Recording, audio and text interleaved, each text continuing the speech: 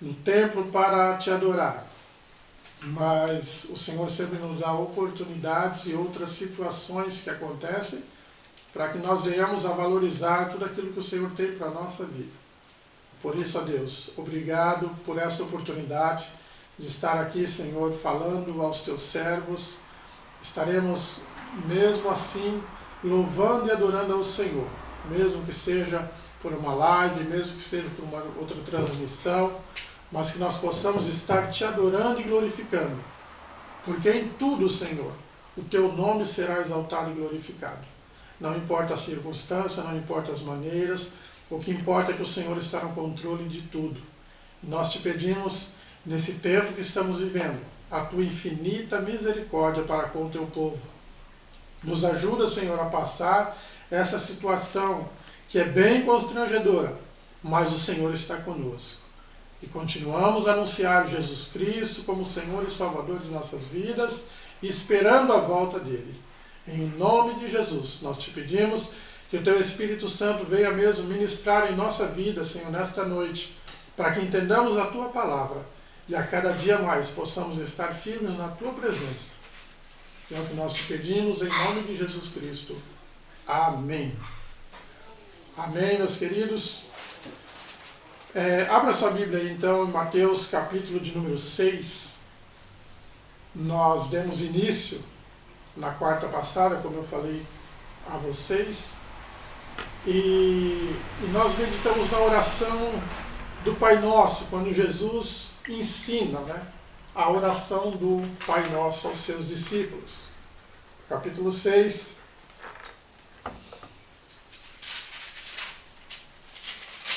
Aliás, me perdoem, capítulo... o 6 mesmo, É o vento que bateu aqui. Do versículo 9 até o versículo de número 13, é onde ele nos ensina. É onde ele nos ensina a oração do Pai Nosso. E essa oração, nós já trabalhamos nela, e existe uma diferença, entre oração e reza. E eu tenho falado aos irmãos que às vezes nós criticamos alguém que reza. E na verdade o que acontece?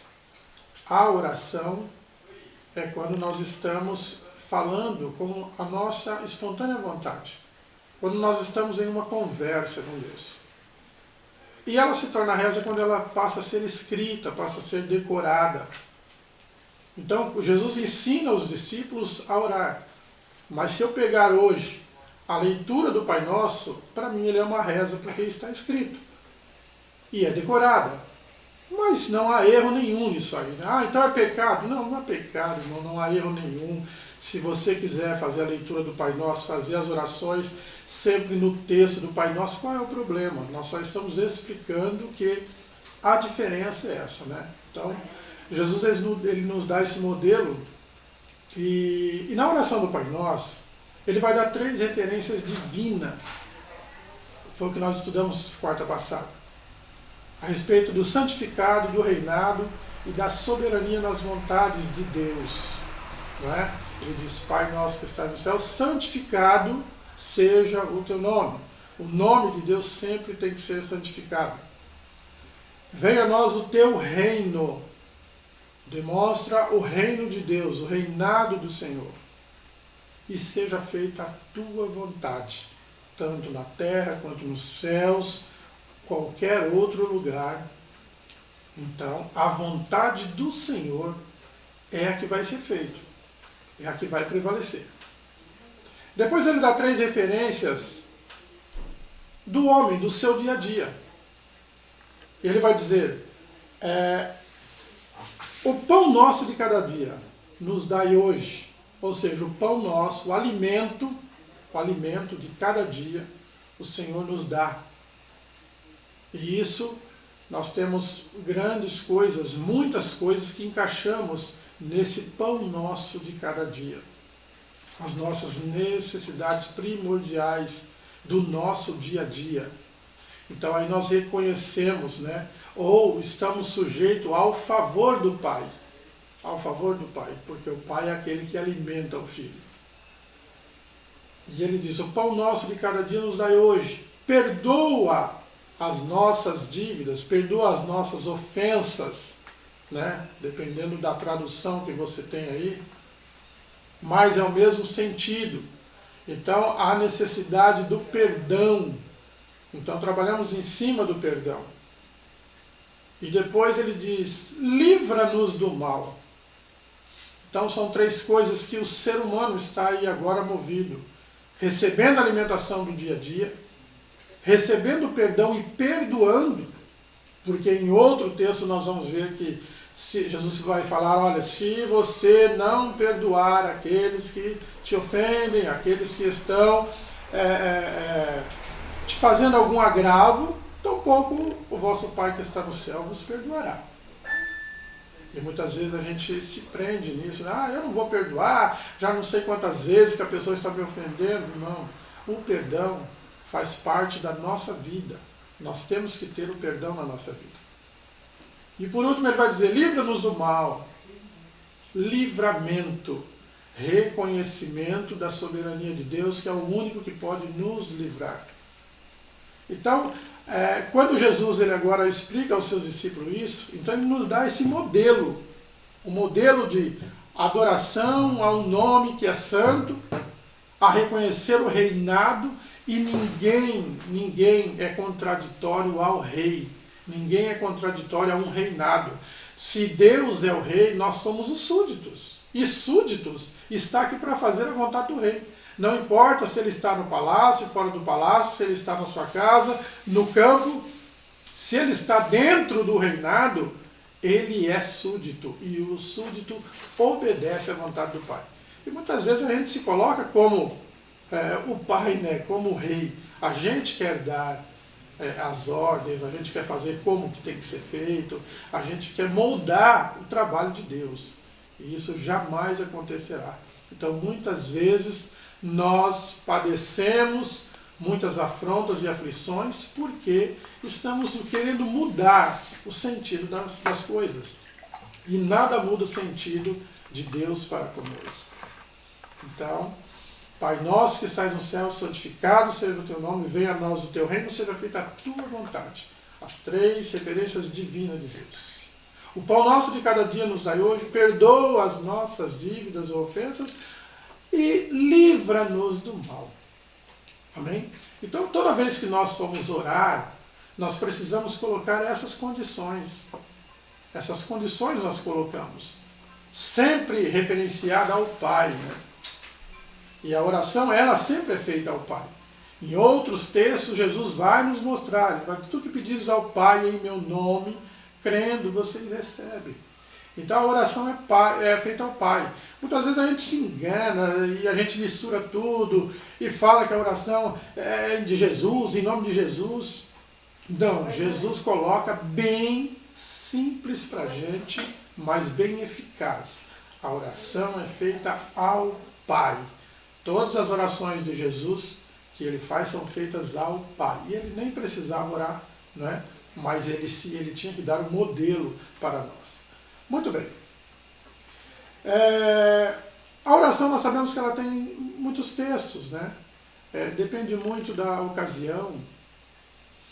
E são vários pontos que a Bíblia nos mostra a respeito de oração. Mas não podemos fugir deste contexto que Jesus nos dá. Tá certo? Então eu quero voltar aqui no versículo de número 5 do capítulo 6, Jesus agora vai nos dar os moldes de como fazer as orações. Ele nos ensinou como temos que falar, a maneira que nós vamos nos expressar. Agora veja bem, ele vai dizer assim, olha, e quando orares, não sejas como os hipócritas, pois se comprazem em orar em pé nas sinagogas e às esquinas das ruas, para serem vistos pelos homens. Em verdade vos digo que já receberam o seu galardão. Então agora nós chegamos a uma conclusão, que Jesus, quando ele diz, olha, quando vocês forem orar, não seja como hipócritas. O que é uma pessoa hipócrita? É aquele que sabe, finge que não sabe, ou fala que não sabe, ou faz como se não soubesse. Então, nós não podemos fazer parte da hipocrisia. O Senhor nos ensina para que nós venhamos a ter um livramento, principalmente da hipocrisia. Muito bem. Então, ele diz assim, que vocês não devem fazer isso, como fazem os fariseus. Por quê? Porque eles ficam lá na rua, na praça, e orando em voz alta, para que o povo veja. Para que o povo olhe lá, aquele irmão, aquele crente, olha lá, está orando. E Jesus, ele diz, agora no versículo 6, ele diz, mas tu quando orares, entra no teu aposento. Então veja bem, alguém pode dizer assim, pastor, então é errado uma pessoa que está fazendo uma oração na rua. É errado uma pessoa que está orando de pé. É errado uma pessoa que está falando em voz alta. Jesus está nos mostrando que quando vocês orarem, não seja como hipócrita, que oram em pé na sinagoga ou na rua, ou seja, na igreja ou fora da igreja, para que sejam vistos pelos homens. Então há um sentido, nesta hipocrisia que Jesus mostra aqui, há um sentido de mostrar-se aos homens, de se vangloriar, de mostrar para as pessoas que eu tenho uma oração forte, sei lá como você quer denominar a oração, não é? Então é isso que Jesus está chamando a atenção, porque a oração, da forma que Jesus está nos mostrando, do versículo 9 para frente, na oração do Pai Nosso, ele nos mostra uma conversa com o Pai, aonde eu reconheço a soberania, a santidade, a divindade de Deus. E depois eu reconheço as minhas necessidades e coloco essas necessidades ao Pai, que é aquele que pode suprir todas. É aquele que me dá o alimento, é aquele que me perdoa, porque eu vivo cometendo situações que agravam a Deus. Mas Ele me perdoa. E é isso que eu estou pedindo, eu estou implorando perdão. Então, Ele me dá o alimento, ou seja, é Ele que me sustenta de pé, é Ele que me perdoa, me faz uma pessoa justificada, e é Ele que me livra do mal. O mal aqui, né, podemos colocar tantas coisas, porque malignas é coisas que não faltam para nos atingir todo dia, não é? Existe até línguas malignas, e às vezes até no meio do nosso povo, dos que chamamos de irmão, e isso é ruim. Mas vamos lá. Então agora ele diz, vocês não façam dessa forma. Não há necessidade nenhuma que alguém os veja orar, que alguém os ouça orar. Porque a oração é a minha conversa para com Deus, não é para com os homens. Quando eu tenho o tempo de falar com os homens, eu vou falar com os homens. Eu vou falar com os meus irmãos. Mas a oração, então eu preciso entender que ela é um relacionamento entre eu e Deus. Seja qual for o tema da minha oração, é entre eu e Deus. Eu posso estar intercedendo por alguém, que nós vamos ver mais para frente. Mas a oração é feita entre eu e Deus. Aí agora ele vai falar no versículo 6, né? Dizendo, mas tu quando orares, entra no teu aposento, ou teu quarto, como está a sua tradução aí, e diz, e fechando a porta depois de ti, nos dá a ideia que nós vamos entrar no quarto sozinho, e após passarmos, fechamos a porta, e vamos falar com o nosso Pai que está em oculto. E ele, o Pai que está em oculto, ele diz, ora teu Pai, e que o vê que está em oculto. E teu Pai, que vê o que está oculto, te recompensará. Então, quando eu entro no meu quarto, tudo aquilo que está em oculto, eu vou colocar a Deus e Deus sabe. Deus sabe por que eu entrei, Deus sabe o que eu vou falar, Deus sabe a minha necessidade, Deus sabe até as palavras que eu vou usar. Porém, Ele quer ouvir. Porque logo pensamos, se Deus sabe de tudo isso, para que eu vou orar? Você vai orar porque Ele falou para orar. E a vontade dEle é que eu ore, é que eu converse com Ele, é que eu fale com Ele. E nós não somos diferentes disso, somos. Por exemplo, a mulher. A mulher, a gente sempre fala para a mulher que ama a nossa esposa, não é isso? Não falamos? Aos maridos aí?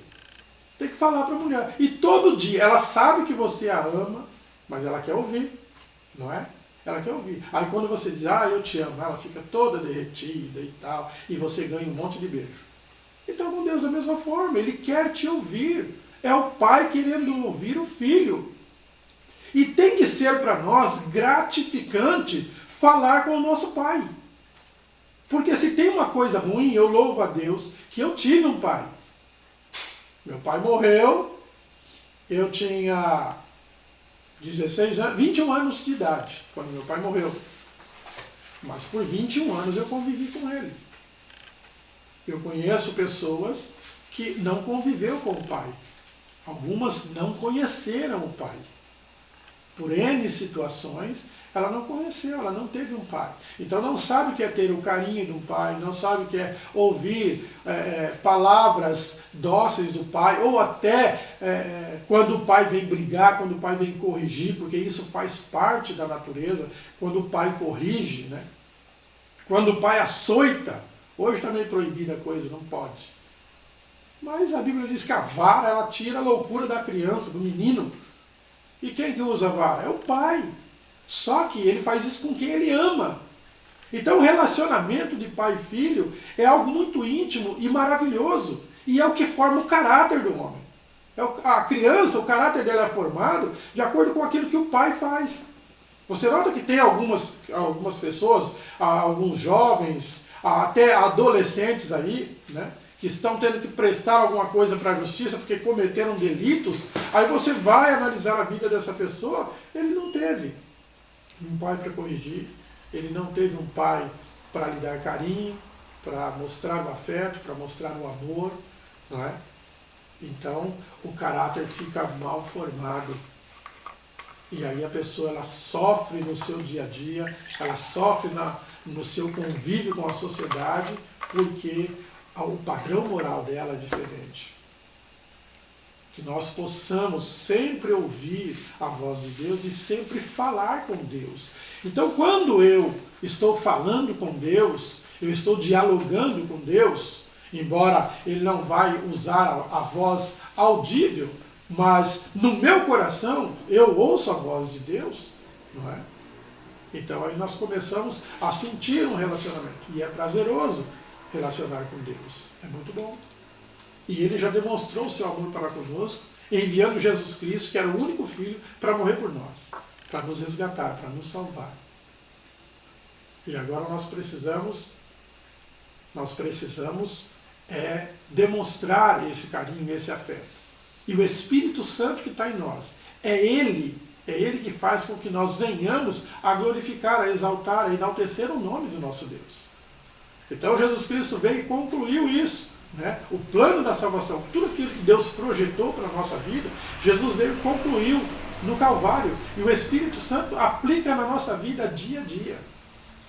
Esse processo que o Espírito Santo tem que fazer na nossa vida, todos os dias ou todos os momentos de santificação, para que um dia nós venhamos a conhecer, a chegar até Deus, né?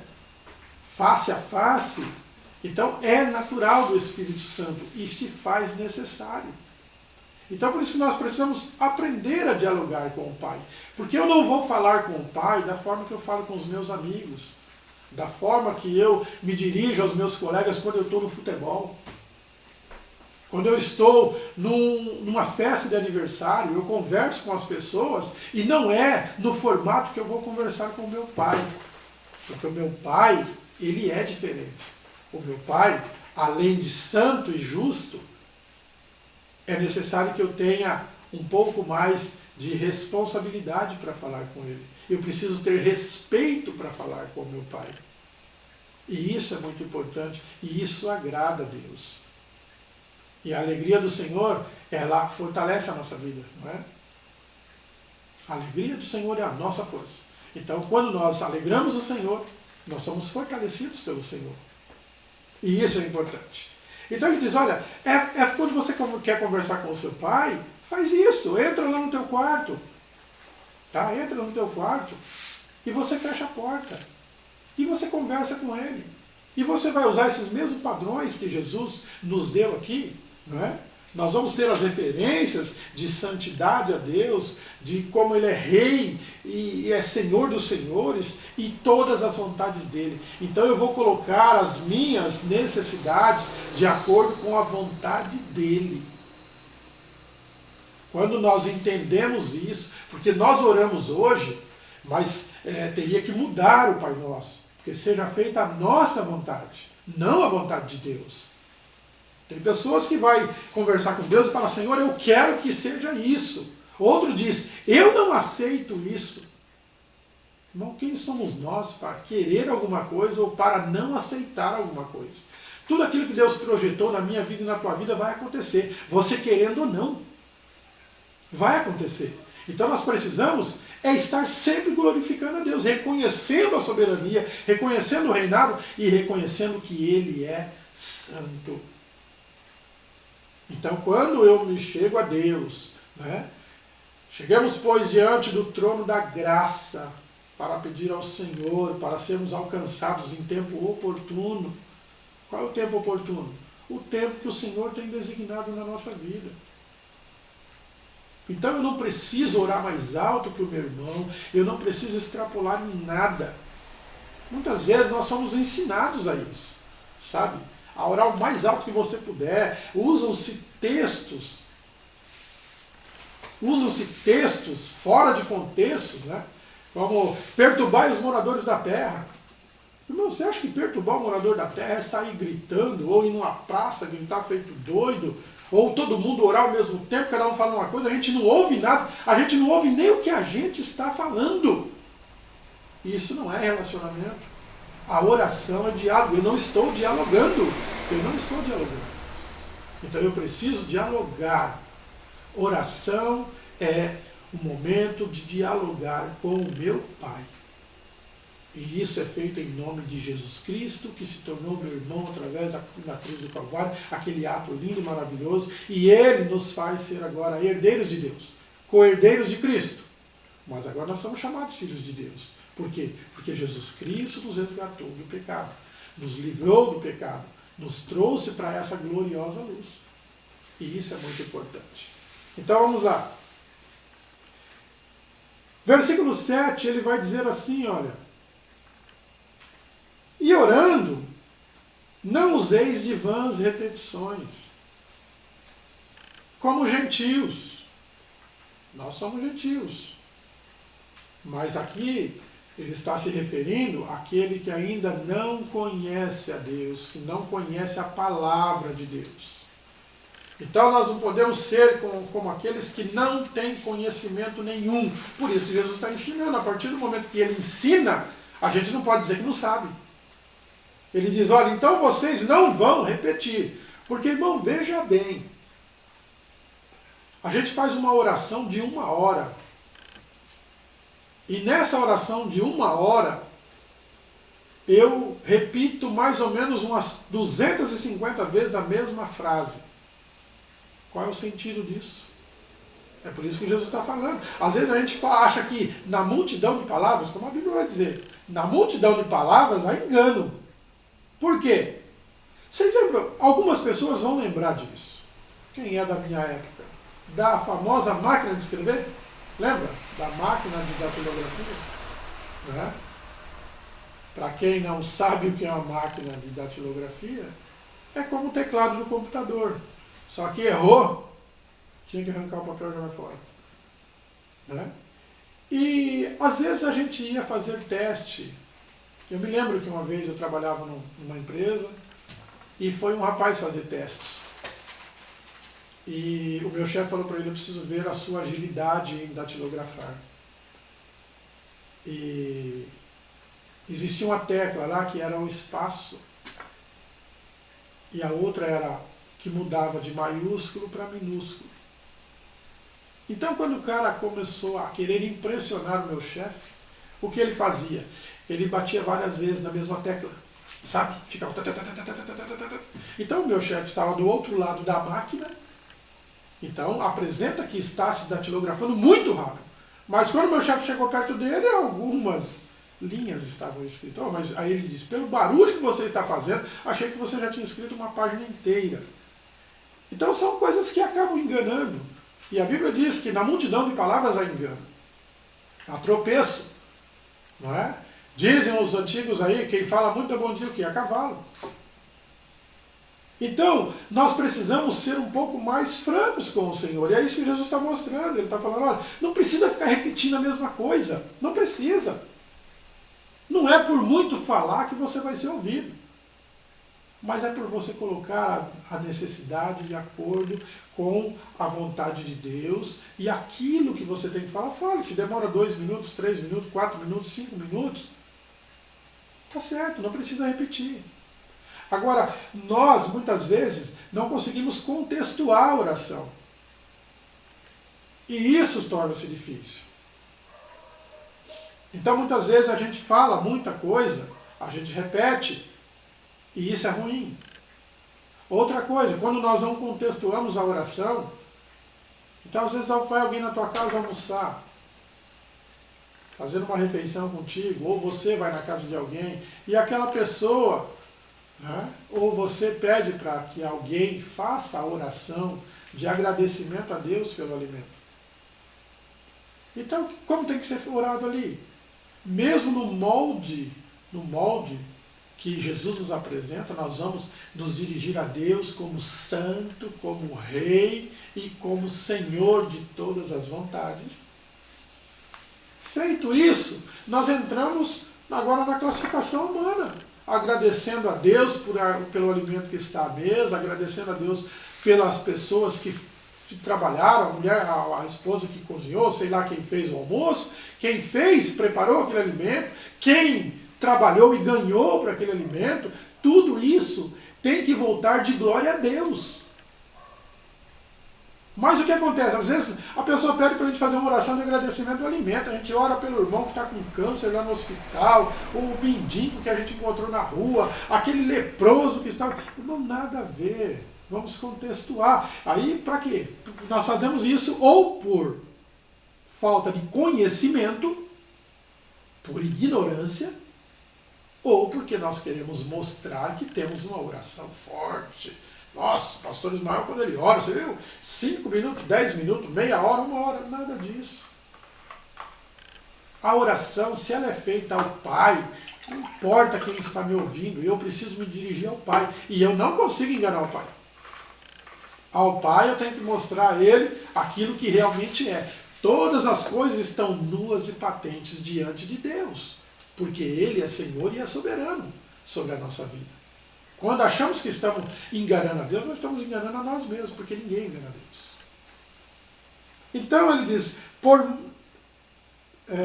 e orando não useis de vãs repetições, como os gentios, que pensam que por muito falarem, serão ouvidos. E não é por muito falar que você vai ser ouvido. Você vai ser ouvido quando você coloca as palavras certas no momento certo. É aquilo que tem que ser dito. Se a oração é para agradecimento de alimento, vai lá, meu querido, ora, agradece a Deus pelo alimento, agradece a Deus pela vida das pessoas e amém. Quando nós estamos na igreja, não é? A nossa igreja tem na liturgia o costume de, primeiro a gente faz um louvor, traz lá os pedidos de oração, é depositado lá numa caixinha. São pedidos de intercessão. E alguém vai dirigir a Deus uma oração sobre aquilo. E qual é o contexto mesmo que Jesus usou? A gente vai reconhecer a santidade, o reinado e a soberania nas vontades